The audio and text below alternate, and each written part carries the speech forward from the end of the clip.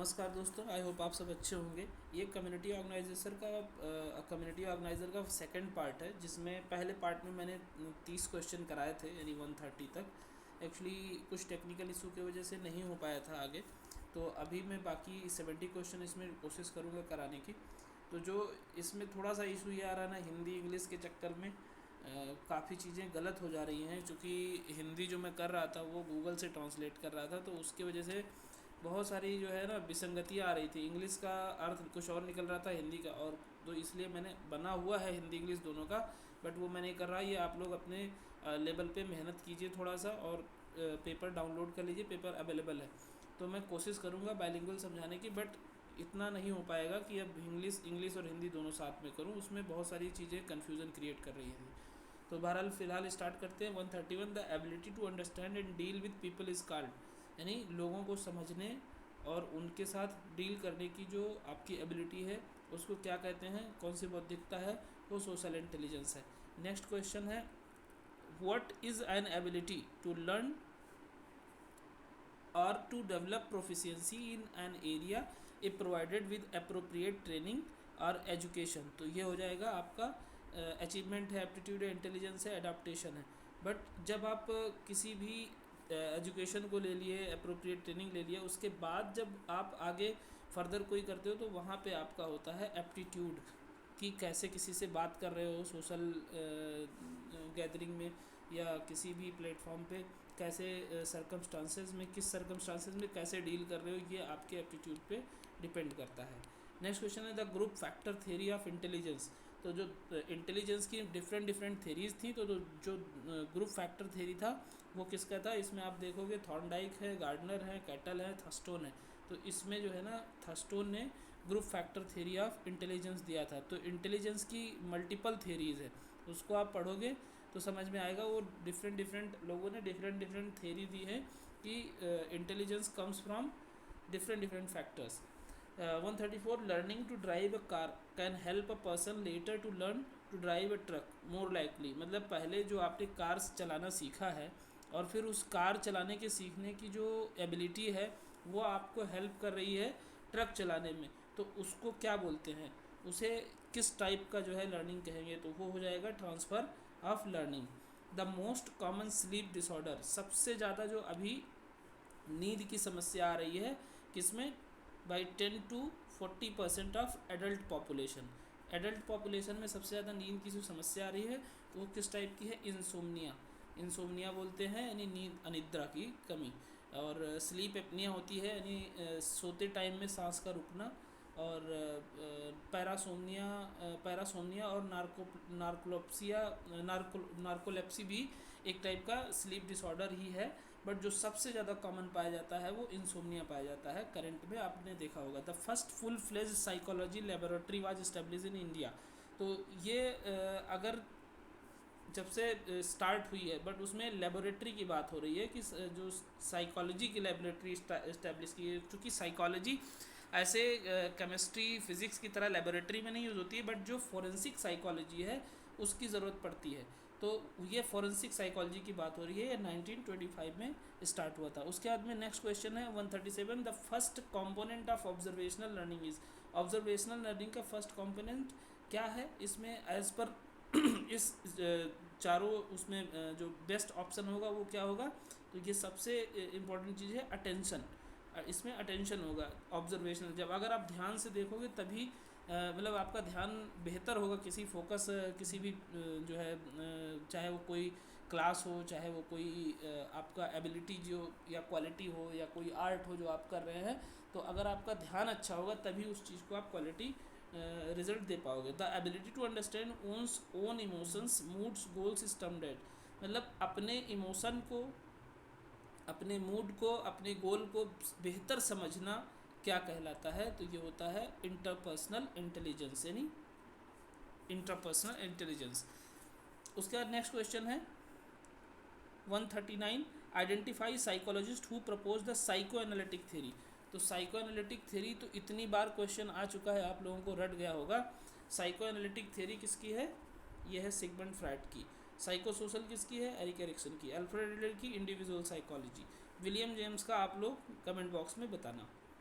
Next question पे आते हैं 140. One of the following is required for the development administration to be very efficient and effective. तो इसमें question ये पूछा जा रहा है कि जो किसी भी विकास कार्य को आगे बढ़ाने के लिए प्रशासनिक जो लेवल पे जो क्वालिटी चाहिए होती है, तो वो सबसे इम्पोर्टेंट क्या होती है, किसी भी उसमें जब लोगों की भागीदारी होती है तभी वो राष्ट्र, वो गांव, वो समाज विकसित हो पाता है. A classroom is an example of. तो क्लासरूम क्या है, आप देखोगे जो प्राइमरी टेरिटरी है वो क्या है आपका फैमिली, इसीलिए कहा जाता है कि फैमिली जो होता है वो प्राथमिक स्कूल होता है, बट क्लासरूम क्या होता है, सेकेंडरी टेरिटरी होता है. And as at unverified prediction based on theory is called. तो जब कोई आपने रिसर्च करने से पहले with the help of multiple review of literature, उसके संबंध में जो आपने पढ़ाई किया है उसके बाद एक आप हाइपोथेसिस जनरेट करते हो लॉजिकली, तो उसी को इसमें यहाँ प्रेडिक्शन, लॉजिकल प्रेडिक्शन भी उसको बोला जाता है. ये इसका आंसर होगा hypothesis. The first psychologist to conduct a series of experiments to evolve theory of learning. तो इसमें पूछना गया कि सीखने के सिद्धांत को विकसित करने के लिए प्रयोगों की श्रृंखला संचालित करने वाले पहले मनोवैज्ञानिक कौन थे. तो ये थे Edward L Thorndike. Ivan Paulo का क्या है, क्लासिकल कंडीशनिंग. कार्ल रोजर्स का क्या है, क्लाइंट सेंटर्ड थेरेपी. और इनका एरिक एरिक्सन का क्या है, साइको सोशल डेवलपमेंटल स्टेजेस. उसके बाद नेक्स्ट क्वेश्चन है rules within a group indicating how its members should or should not behave is termed as. तो इसमें जो पूछा गया है कि एक समूह के भीतर नियम जो ये संकेत देते हैं कि उसके सदस्यों को कैसे व्यवहार करना चाहिए या नहीं करना चाहिए. तो अकॉर्डिंग टू, अब नॉर्म्स क्या होते हैं, एक जो नॉर्म्स मतलब नियम कानून, वो सामाजिक भी हो सकते हैं, संवैधानिक भी होते हैं, जो भी ऑर्गेनाइजेशन अपना नियम कानून बनाता है जिस तरीके से. उसके बाद नेक्स्ट क्वेश्चन है 145.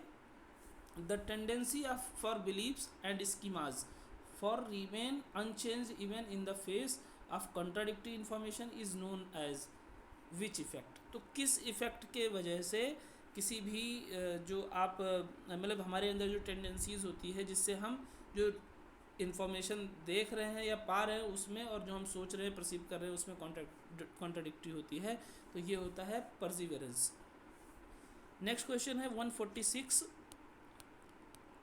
146 में एक मिनट.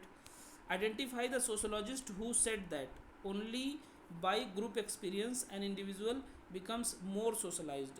तो इसमें आप देखोगे सबसे इम्पॉर्टेंट ये है ना कि सभी लोग लगभग सोशलाइजेशन पे थ्योरी दिए हुए हैं, लेकिन इसमें जो इन्होंने फोकस किया है कि ग्रुप एक्सपीरियंसेस की बात की है कि ग्रुप एक्सपीरियंसेस जो है किसी भी इंडिविजुअल के सोशलाइजेशन में बहुत बड़ा रोल प्ले करता है. उस पर चार्ल्स कूले ने ज़्यादा फोकस किया है, बाकी सोशलाइजेशन की थ्योरी सभी ने दी है. Identify the major approaches which leads to sustainable development. तो सस्टेनेबल डेवलपमेंट के लिए सबसे इम्पॉर्टेंट कौन सा अप्रोच हो जाता है, वो हो जाएगा इंटीग्रेटेड अप्रोच. यानी सभी लोग जितने भी इंटेलिजेंट पर्सनालिटी हैं, लेबर है, सभी लोगों को एक साथ काम करने की ज़रूरत है, तभी हम सस्टेनेबिलिटी के साथ आगे बढ़ पाएंगे. नेक्स्ट है the discipline of social welfare administration includes the study of organisational and administrative structures at which level. तो मुझे लगता है कि आप खुद इस चीज़ को समझ पाओगे कि जो सोशल वेलफेयर एडमिनिस्ट्रेशन है वो हर लेवल पे जब काम करेगा, यानी रीजनल, स्टेट, नेशनल, तभी वो अपने जो गोल है उसको फुलफ़िल कर पाएगा पैन मास लेवल पे काम करने के लिए. यानी जो सामाजिक कल्याण प्रशासन का अनुशासन है वो सभी लेवल पर जब आप अध्ययन करोगे तभी उसकी जो स्ट्रक्चर है वो प्रॉपर फंक्शनिंग करने की, और उसके अंदर क्या कॉम्प्लिकेशन है उसको आप समझ पाओगे और उसको ठीक करके आगे बढ़ पाओगे. तो इसका ऑप्शन हो जाना चाहिए D, all of the above. A personal characteristic that at least some other individual perceive negatively is termed as. इसमें देखो सबसे इम्पोर्टेंट चीज़ ये हो जाता है कि जो आपका कैरेक्टरिस्टिक है, किसी व्यक्ति को, किसी संगठन या किसी पर्टिकुलर उसमें क्या नाम है, एक पर्टिकुलर गांव का, देहात का, कम्युनिटी का, किसी उसका होने के नाते आप उसके बारे में एक नेगेटिव एटीट्यूड अगर जनरेट करते हो तो वो एक कैसा जो है सोच होगा, वो होगा स्टीरियोटाइप सोच, कि आप जो है पहले से प्रिजुडाइज हो चुके हो जैसे प्रिजुडाइस आप लोग अक्सर कह देते हो क्या औरतों की तरह, क्या लड़कियों की तरह रो रहे हो, यानी लड़कियों के प्रति आपका ऑलरेडी नेगेटिव एटीट्यूड है। अ स्टेट ऑफ सैडनेस और loneliness following the death of a loved one is termed as. तो लगातार दुखी रहना और अकेलापन फील करना किसी अपने खास के डेथ हो जाने के बाद, इसको एक जो कंडीशन है ग्रीफ ग्रीफ बोलते हैं, यानी संवेदना शोक का समय। ग्रीफ मतलब शोक होता है, और इसका काउंसलिंग भी होता है, ग्रीफ काउंसलिंग भी करते हैं as professional social worker, psychiatric social worker, जिसमें हम एक अप्रोच यूज़ करते हैं डापडा।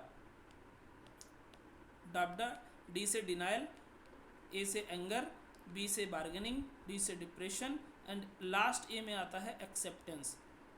कोई खास का जब डेथ हो जाता है तो उसको लगता नहीं अभी तो हमारे साथ ही था, अभी वो मर ही नहीं सकता, अभी उसका कुछ नहीं हो सकता, ये मतलब पहले वो डिनाइल फेज में रहता है, तो उसी चीज़ को हम लोग डिनाइल यानी डापडा अप्रोच यूज़ करते हैं। उसके बाद में 151 it refers to the institutional and organisational capabilities of a nation for production and diffusion of social science knowledge. तो इसका जो हिंदी वर्जन है, यह एक राष्ट्र की सामाजिक विज्ञान के उत्पादन और प्रसार के लिए संस्थागत और संगठनात्मक क्षमताओं को संदर्भित करता है। तो ये क्या होता है, ये होता है स्ट्रक्चरल इंडिजिनेशंस। तो इसका हो जाएगा C option. 152 society consist of one of the following components, identify the component. तो सोसाइटी का सबसे मेजर कंपोनेंट जो होता है वो उसकी कम्युनिटी होती है। कम्युनिटी के बगैर सोसाइटी का एग्जिस्टेंस होना बहुत मुश्किल है। उसके बाद में 153 में आप देखेंगे the manner in which we interpret, analyse, remember and use information about the social world is termed as. तो 153 का हो जाएगा सोशल कॉग्निशन, जिसके बारे में हम समाज के बारे में उसको पढ़ते हैं, समझते हैं, वही सोशल कॉग्निशन कहलाता है। Next question, a set of behaviour which is attached to a particular status is called. A set of behaviour which is attached to a particular status is called. इसका आपको देखो बेस्ट ऑप्शन, क्योंकि इसमें दो तीन चीज़ों आपको लगेंगी, पावर, राइट्स, अथॉरिटी, रोल। तो सबसे इंपॉर्टेंट चीज़ ये है कि जो आपका एक रोल होता है वो फैमिली में सेट है।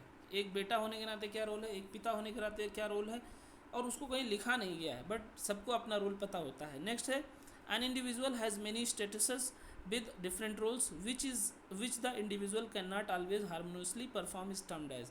जब आपके पास आप कहीं एक बेटे हो, तो किसी के बाप भी हो, किसी के पति भी हो, तो वहाँ पे जो मल्टीपल रोल एक साथ जब आता है तो उसको आप इसमें रख सकते हो रोल कॉन्फ्लिक्ट में, कि एक साथ आपको मल्टीपल रोल प्ले करने हैं, आप कंफ्यूज हो जाते हो।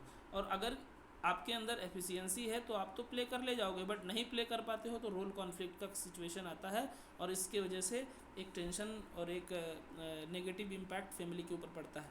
तो ये फैमिली थेरेपी में यूज़ होने वाली चीज़ें हैं। उसके बाद नेक्स्ट क्वेश्चन है, the group formed based on mutual attraction and fulfil needs.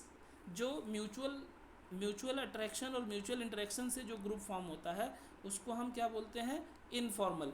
और अगर प्रॉपर नियम कानून और सारी चीज़ों की ज़रूरतों को ध्यान में रखते हुए किसी एजेंसी के द्वारा वो ग्रुप फॉर्म किया जाता है, या किसी प्रोफेशनल सोशल वर्कर के द्वारा ग्रुप फॉर्म किया जाता है, तो ऐसे कंडीशन में हम उसको फॉर्मल ग्रुप बोलते हैं। नेक्स्ट क्वेश्चन हम देख लेते हैं 157, the rise of industrialism gave rise to. जब इंडस्ट्री बढ़ा यानी औद्योगिकरण हुआ तो इसको क्या बोलते हैं, अर्बनाइज्म, यानी उद्योग। जब उद्योग ज़्यादा बढ़ने लग गए तो जहाँ उद्योग लगे वो अगर रूरल एरिया भी था तो वहाँ पे एक अर्बन जैसा जो है कॉन्सेप्ट डेवलप होना शुरू हुआ, और लास्ट में वो एक शहर का रूप ले लिया। उसके बाद नेक्स्ट क्वेश्चन है, which is the process by which a person sets to the earlier learning and adopt new behaviour patterns. तो न्यू बिहेवियर पैटर्न्स कैसे होता है, जब आपका रीसोशलाइजेशन होता है। सोशलाइजेशन में आप सामाजिकृत होता है, लेकिन आप जब कोई नए समाज में जाते हो, आप एक शहर को छोड़ के दूसरे शहर जाते हो, माइग्रेट करते हो, तो नई नई चीज़ें सीखते हो, तो उसी को रीसोशलाइजेशन बोला गया है। उसके बाद में नेक्स्ट क्वेश्चन है, the first sociologist to describe the importance of primary groups to development the human personality. तो इसमें सबसे ज़्यादा इम्पोर्टेंट जहाँ पे पर्सनल लेवल पे बात आ जाएगी और ग्रुप की प्राइमरी ग्रुप की बात आ जाएगी, वहाँ चार्ल्स कुलेके का जो है रोल हो जाता है। Values, norms, Folkways. Next question है 160, वैल्यूज़, नॉर्म्स, फोकवेज एंड मोस आर एग्जाम्पल ऑफ। यानी मूल्य, मानदंड, लोकाचार और आचार के उदाहरण हैं। तो ये सबसे इम्पोर्टेंट क्वेश्चन ये हो जाता है कि आप यहाँ पे जैसे ही नॉर्म देखते हो तो इस पर तुरंत क्लिक करना चाहिए आपके माइंड में। जो नॉर्मेटिव डायमेंशन है ये हर जगह लिखा नहीं होता है, कुछ बिना लिखा संविधान की तरह, मतलब सोशल नॉर्म्स होते हैं जो लिखे नहीं गए होते हैं, वो आपको निभाने होते हैं। उसके बाद नेक्स्ट क्वेश्चन है, social control is exercise through intrinsic factors such as, सामाजिक नियंत्रण आंतरिक कारकों के माध्यम से किया जाता है जैसे। तो सबसे इम्पोर्टेंट इसमें हो जाएगा वैल्यूज़, जो कि वैल्यूज़ से ही सोशल कंट्रोल होता है। The traditional society rejects modernisation as modern values are hostile to the indigenous values called. तो इसमें आप देखोगे सबसे जो आपको ज़्यादा इसमें लगेगा कि ये नहीं आधुनिकता को अस्वीकार करता है तो डिसजंक्टिव होगा। डिस जहाँ लग जाएगा वो भी हो सकता है, बट यहाँ रिजेक्टिव रिस्पॉन्स ज़्यादा जो है फिट बैठ रहा है। तो इसीलिए हमेशा बेस्ट का ऑप्शन का चुनाव करना है। तो जहाँ पे डिसरप्टिव, डिसजंक्टिव, रिजेक्टिव दिखेगा तो उसमें आपको ध्यान देना है बहुत ज़्यादा। तो इसमें बेस्ट ऑप्शन रिजेक्टिव रिस्पॉन्स हो जाएगा। नेक्स्ट क्वेश्चन है, the theories what viewed society as moving towards a final judgment that would result in a ideal society। तो आइडियल सोसाइटी का आप जहाँ पे धार्मिक कॉन्सेप्ट आता है कि जब बहुत ज़्यादा जो है प्रॉब्लम आ जाएगी सोसाइटी में, कलयुग आ जाएगा, घोर कलयुग आ जाएगा, तो प्रलय हो जाएगा, तो ये एपोकलिप्टिक कॉन्सेप्ट है, ये है इसका best option. The sociologist who explain the concept of cultural lag. Cultural lag आपको सबको पता है, विलियम ऑकमैन, और ये बहुत बार जो है पूछा गया है, बहुत रिपीटिशन हुआ है इस क्वेश्चन का, तो आप लोग इसको रट लीजिए एकदम से। नेक्स्ट क्वेश्चन है, the branch of psychology which studies the describes physical mental emotional and behavioural changes with different age group. तो इसको डेवलपमेंटल साइकोलॉजी में रखते हैं। क्लिनिकल साइकोलॉजी में जितनी क्लिनिकल एस्पेक्ट आती है, जैसे ये आपका डिप्रेशन, एंजाइटी, जितने मेंटल इलनेस है उनका डायग्नोसिस बनाने में हेल्प करती है, साइको एनालिसिस करता है, वो क्लिनिकल साइकोलॉजी के फील्ड की बात होती है। नेक्स्ट क्वेश्चन है, which also influences our thinking और बिहेवियर एंड आवर पर्सनालिटी। तो सबसे ज़्यादा आपकी जो व्यवहार को, आपकी पर्सनालिटी को इन्फ्लुएंस करती है वो कल्चर करती है, यानी संस्कृति करती है। इसीलिए संस्कृति जब भी देखते हो आप, संस्कृति का विनाश होता है तो वो पूरी समाज बदल जाती है। नेक्स्ट क्वेश्चन है, एन एटीट्यूड इंक्लूड्स। तो एटीट्यूड क्या होता है, आपका अफेक्ट, आपका कॉग्निशन, आपका बिहेवियर, ये सब मिला के एक एटीट्यूड जनरेट करता है। तो ऑल ऑफ द एबव हो जाएगा। नेक्स्ट है, when parents forcefully restrict television viewing bye children which can occur. तो ऐसे मतलब लगातार जब पेरेंट्स जो है मना करते रहते हैं तो एक बार में रेसिस्टेंस जो है डेवलप होता है, जिसको हम रिएक्टेंस बोलते हैं। तो इसीलिए बहुत बार जो है डांटने से अच्छा है उनको, उनके बिहेवियर को किसी अच्छे बिहेवियर से रिप्लेस किया जाना चाहिए। नेक्स्ट क्वेश्चन है 169, rewards the punishments and commonly use to accomplish goal this term does. तो ये इंस्ट्रूमेंटल कंडीशनिंग हो जाएगा, और इंस्ट्रूमेंटल कंडीशनिंग किसका है, BF स्किनर। ये आगे शायद एक क्वेश्चन है भी। नेक्स्ट है 170, इस क्वेश्चन को शायद इन्होंने डिलीट कर दिया था, इसको हम स्किप करते हैं। Belief about people based on their membership, believes about people based on their membership in a particular group. तो जब किसी पर्टिकुलर ग्रुप को आप जो है किसी बिलीफ के सिस्टम के उस पर आप ज्वाइन करते हो तो उसको आप स्टीरियोटाइप बोला जाता है, कि आप स्टीरियोटिपिकल एटीट्यूड रखते हो, इसीलिए पर्टिकुलर बिलीफ के आधार पे उस जो है ग्रुप को आप ज्वाइन कर रहे हो। नेक्स्ट है question, the approach which involves the formal and informal teaching of equality and multiculturalism in the home, school, social media setting. यानी वह दृष्टिकोण जिसमें घर, स्कूल, सामाजिक और मीडिया सेटिंग्स में समानता और बहुसंस्कृतिवाद की औपचारिक और अनौपचारिक शिक्षा शामिल होती है। तो इसको हम लर्निंग अप्रोच बोलते हैं। नेक्स्ट क्वेश्चन है, which theory is also known as push theory of motivation. तो पुश जो करती है वो आपकी इंटरनल जो ड्राइव्स होती हैं, जो आपके जो है ड्राइव्स होते हैं, वो आपके बिहेवियर को मॉडिफाई करते हैं और इन्फ्लुएंस भी करते हैं। तो इसलिए बेस्ट ऑप्शन उसका ड्राइव थ्योरी हो जाएगा। नेक्स्ट है 174, active mental process by which a person forgets bye pushing down into the unconscious thoughts causing anxiety is called. तो इसको हम रिप्रेशन बोलते हैं। ये भी एक डिफेंस मैकेनिज्म है, जब आप अपने थॉट्स को बार बार जो है दबाते हैं अपनी एंजाइटी को कम करने के लिए। उसके बाद नेक्स्ट क्वेश्चन है, डिफेंस मैकेनिज्म बार बार पढ़ा चुका हूँ, रेशनलाइजेशन, रिग्रेशन, प्रोजेक्शन। तो ये चारों ऑप्शन तो आप लोग बिल्कुल रट डालो क्या क्या होता है। रेशनलाइजेशन मतलब तर्क देना अपनी गलती को छुपाने के लिए, अपनी एंजाइटी को कम करने के लिए। प्रोजेक्शन यानी अपनी गलती को किसी और पे मढ़ देना, अपनी फेलियर को किसी और का उसको जिम्मेदार बता देना।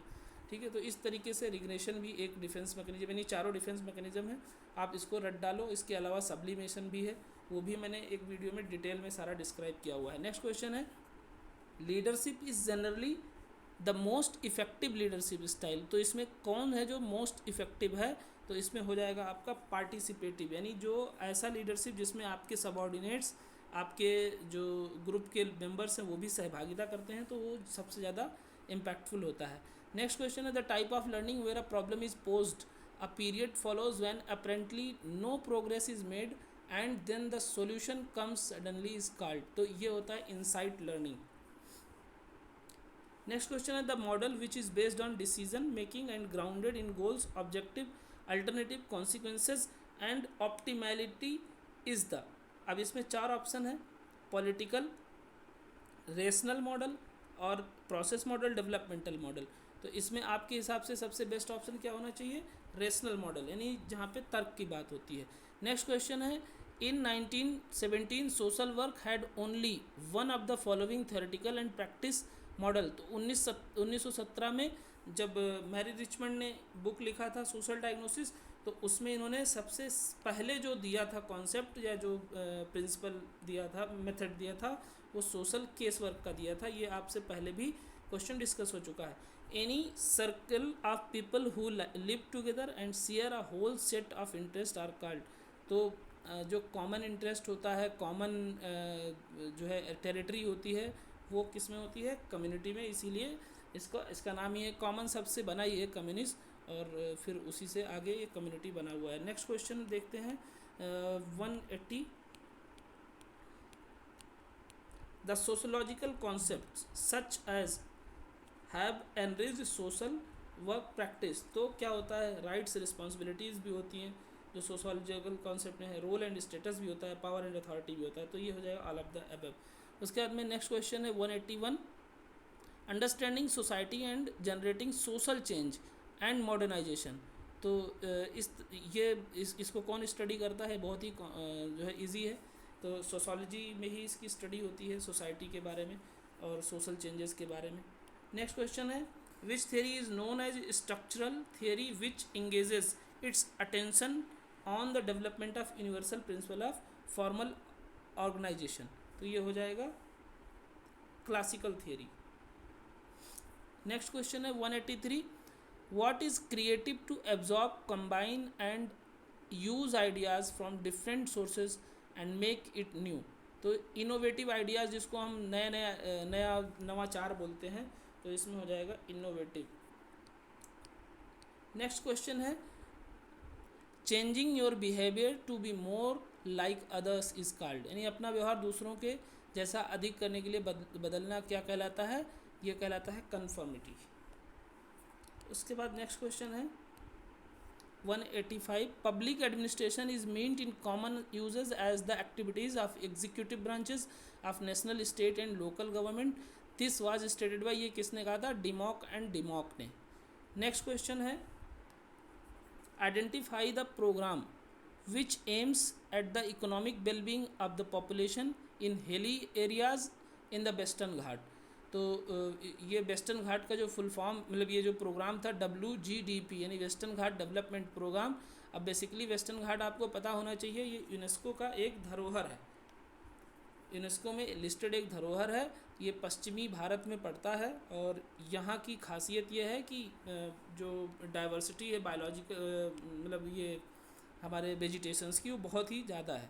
187 क्वेश्चन देखेंगे, what is the establishment of formal structure of authority through which the work is subdivided, arranged defined and coordinated for the defined objective.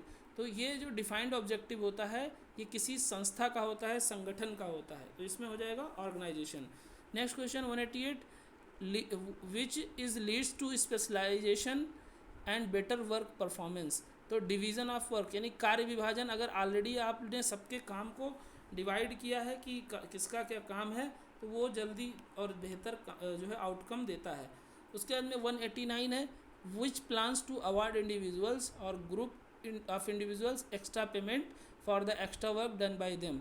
तो इसमें क्या हो जाएगा, individual incentive plan, group incentive plan, profit sharing plan, इसमें उपरोक्त सभी हो जाएगा। नेक्स्ट क्वेश्चन है 190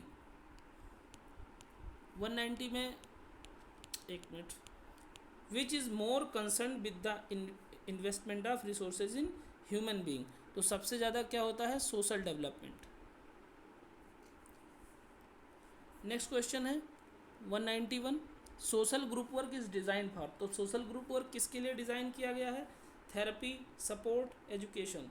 तो सोशल ग्रुप वर्क में हम बेसिकली ऐसे प्रॉब्लम में करते हैं जिसमें होमोजीनियस ग्रुप हो, सभी की प्रॉब्लम एक हो, तो उनके साथ बैठ के उनके लेवल पे एक दूसरे के एक्सपीरियंसेस से उनकी प्रॉब्लम को सॉर्ट आउट करते हैं। इंटेंस इरेशनल फियर्स, जहाँ पे इरेशनल फियर्स आ जाएगा, यानी कोई अतार्किक डर ऑफ ऑब्जेक्ट्स, किसी ऑब्जेक्ट से या किसी सिचुएशन से, इवेंट से, तो उसको हम फोबिया बोलते हैं।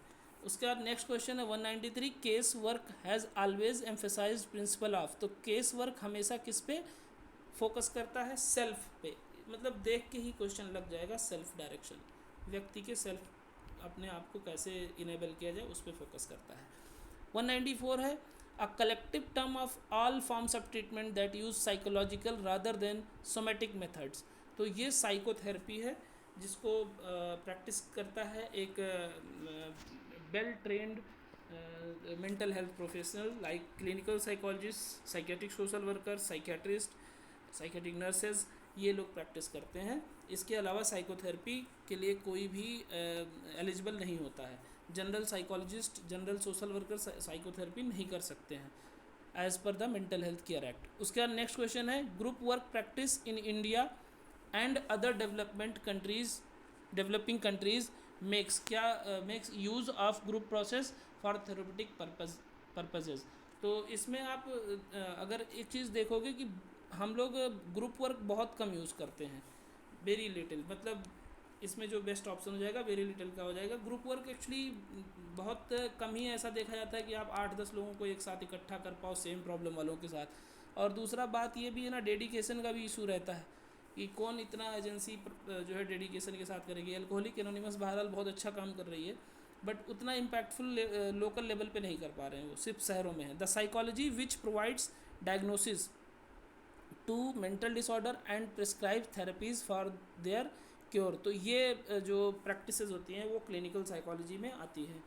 नेक्स्ट क्वेश्चन है 197, which approach provides a holistic approach to study the human behaviour. तो जहाँ पे होलिस्टिक की बात आ जाएगी, आप अगर गेस्टाल्ट दिख जाए तो फट से लगा दो, गेस्टाल्ट हो जाएगा। नेक्स्ट क्वेश्चन है 198, determines how much authority and influences group members have. तो ये पावर स्ट्रक्चर हो जाएगा। नेक्स्ट क्वेश्चन है 199, what is the application of operant conditioning techniques to modify behaviour. तो बिहेवियर मॉडिफिकेशन में हम ऑपरेंट कंडीशनिंग यूज़ करते हैं। ऑपरेंट कंडीशनिंग किसका है ये आप बताओ कमेंट बॉक्स में। नेक्स्ट क्वेश्चन है नेक्स्ट लास्ट भी है, which refers to severing the connection between the feeling and the situation in order to avoid the painful reality। तो वास्तविकता को एक्सेप्ट ना कर पाना और उस वास्तविकता से दूर भागना, उस पेनफुल सिचुएशन से निपट ना पाना, और फिर उस निपटने से एक अपने आप को mental and behavioural issues show करना, वो होता है डिसोसिएशन। यानी रियलिटी से वो थोड़ी देर के लिए अपने आप को डिसोसिएट हो जाता है पेशेंट। बेसिकली 3 टाइप के होते हैं डिसोसिएशन, एमनीसिया, डिसोसिएटिव फ्यूज़, और एक और होता है एमनीसिया हो गया, फ्यूज़ हो गया। तो इसमें कंडीशन ये होता है कि इंटेंस, जब बहुत ज़्यादा कोई पेनफुल सिचुएशन होता है उसको कोप नहीं कर पाता है पेशेंट, अपने पेरेंट्स से एक्सप्लेन नहीं कर पाता है, तो वो बेहोश हो जाता है या ब्रीदिंग शॉर्टनेस बताएगा और डिफरेंट डिफरेंट जो है सिम्टम्स शो करेगा मेंटल इलनेस वाले। बट उसको सीवियर मेंटल इलनेस नहीं होता है, थोड़ी देर में ही, थोड़े एक दो एडमिट करने के बाद 1-2 दिन में साइकोथेरेपी से वो ठीक हो जाता है।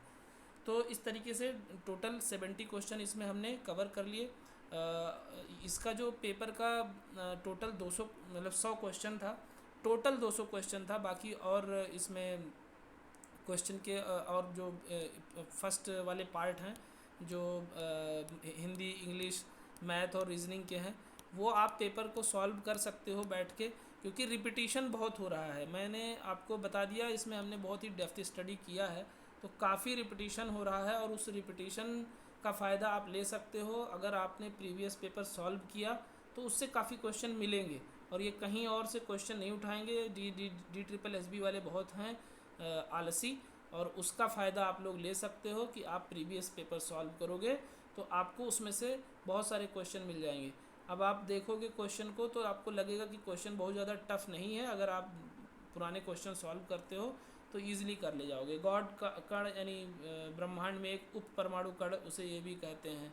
भारतीय दंड संहिता, स्टेट ऑफ, मतलब बहुत ही ईजी क्वेश्चन है, बहुत टफ नहीं है। तो जितने लोगों ने पुराने वीडियोस नहीं देखे हैं, बहुत कन्फ्यूज़न क्रिएट कर रहे हैं, बहुत सिली क्वेश्चन पूछ रहे हैं कि इसका सिलेबस क्या है, इसमें कितने क्वेश्चन आएंगे। भाई अगर इतना भी नहीं आप पढ़ रहे हो ना, तो आपको पढ़ने की ज़रूरत नहीं है। आप तैयारी मत करो, कहीं और कोई काम देख लो। क्योंकि अगर आपको अपना सिलेबस नहीं पता है, आपको ये नहीं पता है क्वेश्चन कितने आएंगे, ये नहीं पता है कि क्वालिफाइंग है कि क्या, कौन सा पार्ट क्वालिफाइंग है, कौन सा नहीं क्वालिफाइंग है। बहुत पहले एडवर्टीजमेंट में सब कुछ लिखा हुआ था, मैंने 3-4 बार अलग अलग वीडियोज़ में भी बताया है। तो प्लीज़ आप लोग थोड़ा सा सिंसियर हो जाओ अपनी तैयारी के लिए। और मिलते हैं फिर नेक्स्ट वीडियो में। इसको आप देखो और कैसा लगा ये आप कमेंट बॉक्स में ज़रूर बताना।